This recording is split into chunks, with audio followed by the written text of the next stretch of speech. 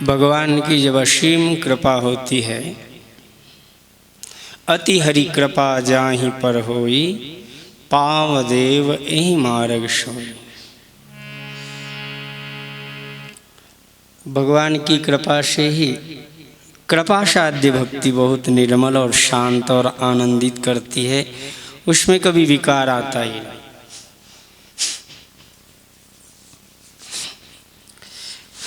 उसमें दैन्य भाव ही होता, उसमें शरणागति, उसमें अहंकार का संकल्प ही नहीं होता, उसमें मद होता ही नहीं। उसमें इतना समर्पण होता है कि हमारे ठाकुर जी जैसा चाहेंगे, जैसा हमें नचाएंगे। उमादार जोशित की नाई, और एक को नहीं सब ही नचावत। जब संपूर्ण जगत को ही नचा रहे तो हमने संकल्प ही क्यों करना? जो करेंगे अच्छा ही करेंगे, जो किया अच्छा ही किया, जो होगा वो भी अच्छा ही होगा भगवान के। लेकिन उनका भजन करना चाहिए। ऐसा होने के बाद में जैसे भगवान शंकर जी ने कह नहीं दिया कि होई सोई जो राम रचि राखा, को करी तर्क बड़ा वैसा, अश कई लगे जपन हरि नाम। भगवान नाम में तन्मय कर दे।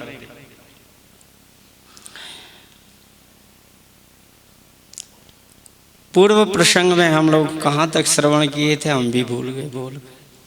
शंकर जी का चरित्र था। सुना हूं शंभु कर चरित सुहावा। भगवान शंकर जी के सामने राम जी प्रकट हुए थे, यहां तक आए थे, और पार्वती जी उधर तप कर रही थी। सप्तऋषि उनका परीक्षा लेने के लिए पहुंचे।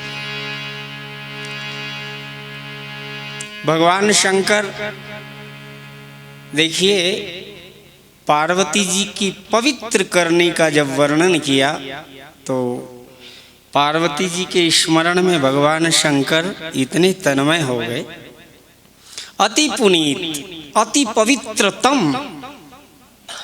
स्वरूप का जब वर्णन भगवान राम जी ने किया कि अब पार्वती जी के मन में अब आपको इतनी, आपको एक कर लिया है हृदय में आपके चरण कमलों को, कि अब जगत में संकल्प नहीं जाता, एक क्षण भी संकल्प नहीं। आप कृपा करिए, उनको स्वीकार कर लो। पार्वती तप किन ना पारा, हमको तब तक करना ही पड़ेगा जब तक कि पूर्ण शुद्ध ना हो जाए। और शुद्ध हो जाने के बाद जब भगवान अपना लेते हैं जिस जीव को, इसके बाद में फिर उसको 84 के चक्कर में नहीं जाना पड़ता, फिर निज जन हो जाता है। फिर भगवान का नित्य पार्षद हनुमान जी की तरह, सुतीक्षण जी की तरह, सीता माता जी, भरत जी, लक्ष्मण, शत्रुघ्न लाल जी, और जितने आचार्य हुए ना, रामानंदाचार्य जी, कबीरदास जी, रविदास जी, अनंतानंदाचार्य, सुखानंदाचार्य, सुरसुरानंदाचार्य, योगानंदाचार्य, गालवानंदाचार्य, नरहरियानंदाचार्य, धन्ना भगत, सेना भगत, पीपा भगत, कबीरदास जी, रविदास जी, हाँ, सखूबाई, जनाबाई, कर्माबाई, मीराबाई, नामदेव जी, नरसी भगत, चोखा मेला, राका बागा, विशोवा खेचर, कितने सुंदर सुंदर संत हुए।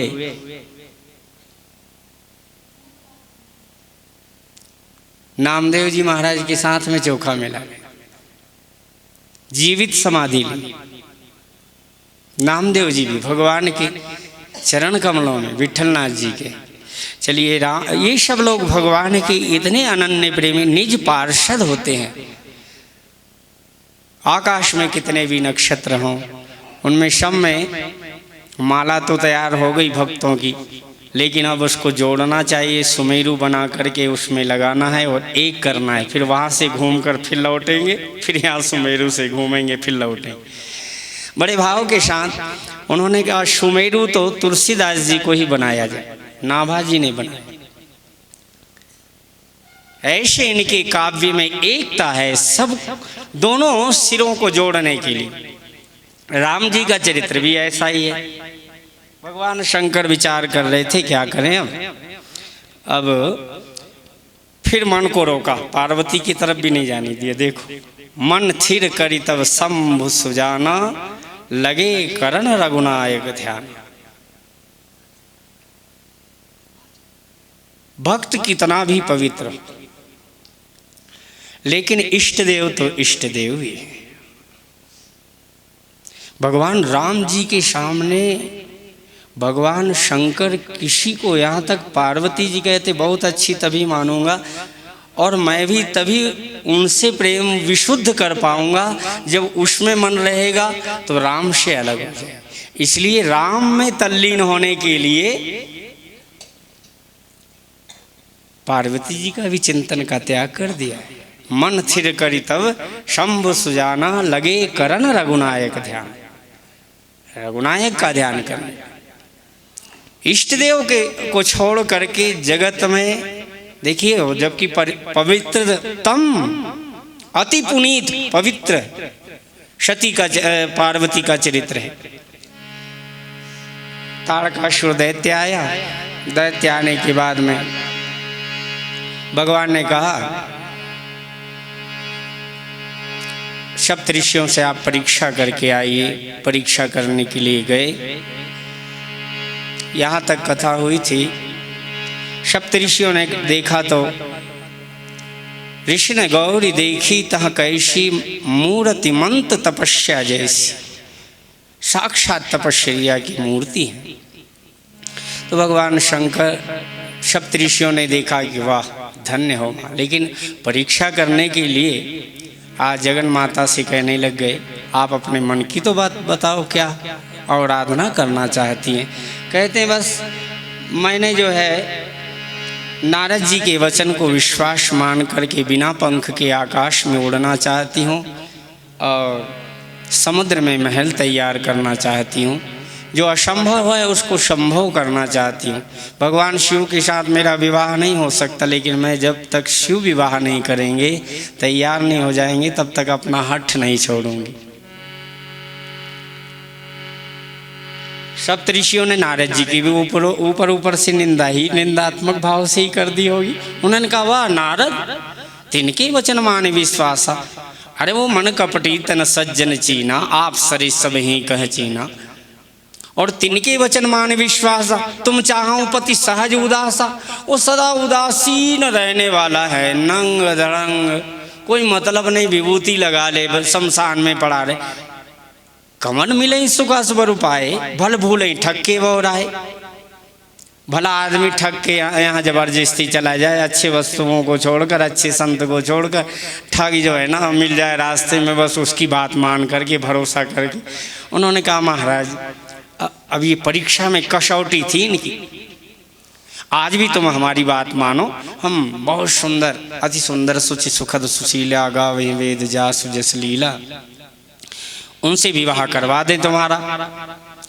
उन्होंने कहा ये तो आप सब ठीक कहते हैं, लेकिन करूं क्या, मेरे सामने एक मजबूरी ये आ गई कि मैंने, भारतीय नारी एक बार समर्पित हो जाती है ना तो अपने मन को बदलती नहीं। अब तो जन्म शंभु ही तहारा, और को गुण दूषण करे विचारा। गुण दोष का विचार जो करता है वो प्रेम कभी नहीं कर सकता।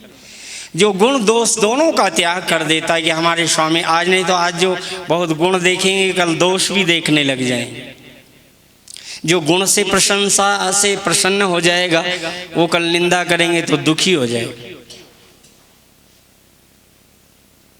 इसलिए सुख दुखे समय कृत्वा लाभा लाभो जया जयो। हे अर्जुन, तुम तो लाभ हानि को, सुख दुख को, जय पराजय, जस अपजस सबको सम समझ करके युद्ध कर। बस कर्मण्येवाधिकारस्ते मा फलेषु कदाचन।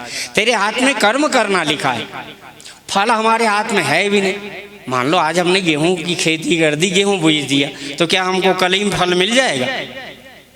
फल हमारे हाथ में बिल्कुल नहीं है, हमारे हाथ में कर्म करना है। फल कहाँ से आएगा? फल अब तो ऋतु आएगी, समष्टि से फल आता है। वृक्ष बड़े होंगे, फिर वसंत आएगी, फूल खिलेगा, फिर बीज बनेगा, तो बाद में परिपक्व होगा, उसके बाद में सूखेगी फसल, तो हमारे को प्राप्त होगा। और पता नहीं ओले बरस जाए, मिले ना मिले, तो हमारे हाथ में है क्या कुछ? इसलिए कर्मण्येवाधिकारस्ते मा फलेषु कदाचन। और हमारा हम ये कर रहे हैं, ये फल यही है इसका बीज।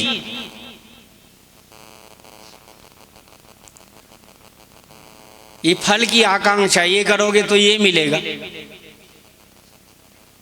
यहाँ पर त्याग कर दो तो वहाँ पर आपको इतना इतना मिल जाएगा। यहाँ पर दान पुण्य कर दो, ये अर्थ नहीं होता है दान पुण्य।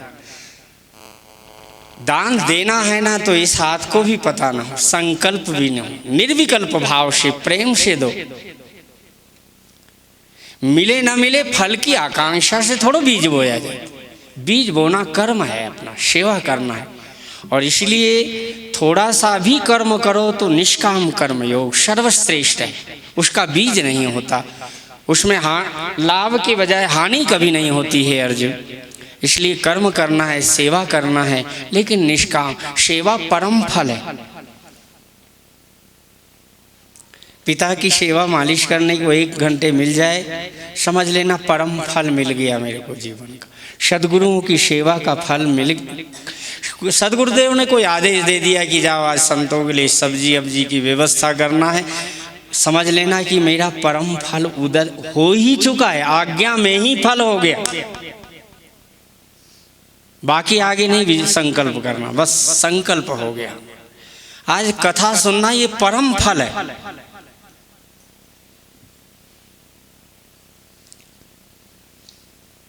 नहीं तो फल में भी फल लगा देते हैं। गोस्वामी जी ने तो एक जगह फल में फल लगा दिया। जब भरद्वाज जी के यहाँ पर गए, एक भरद्वाज जी बड़े सरल संत हैं, तो उनकी एक बात याद आ जाती है तो मैं सुनाई दूँ। भरद्वाज जी जब के यहाँ पर भरत जी गए तो भरत जी से कहा, हे भरत, हम एक बात कहते हैं, सब साधन कर सुफल सुभावा,